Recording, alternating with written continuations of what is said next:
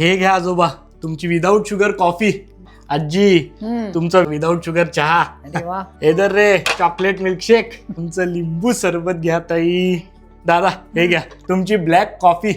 घ्या घ्या. कसं झालंय सगळं? मस्त छान. मस्त मस्त.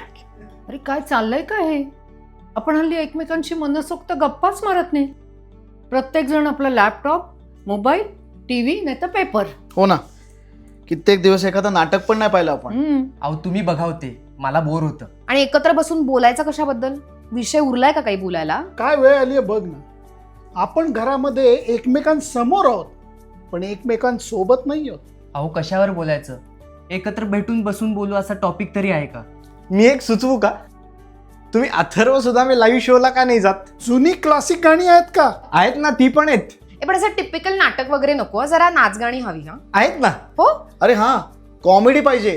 काय ऑफिसच्या वर्कलोडमुळे ना परत ते सिरियस काही नको. अहो सुदामे म्हणजे 100% कॉमेडी. मी तर ऐकले की त्याचं टोपण नाव तर विनोद आहे. अहो पण तुम्हीच जा, नाटकातल्या लोकांना मी नाही ओळखत. अरे यांना सगळ्यांना तू रील्स मध्ये बघतोस ना, तुझे सगळे ओळखीचेच कलाकार आहेत. आणि हा, लांब नको.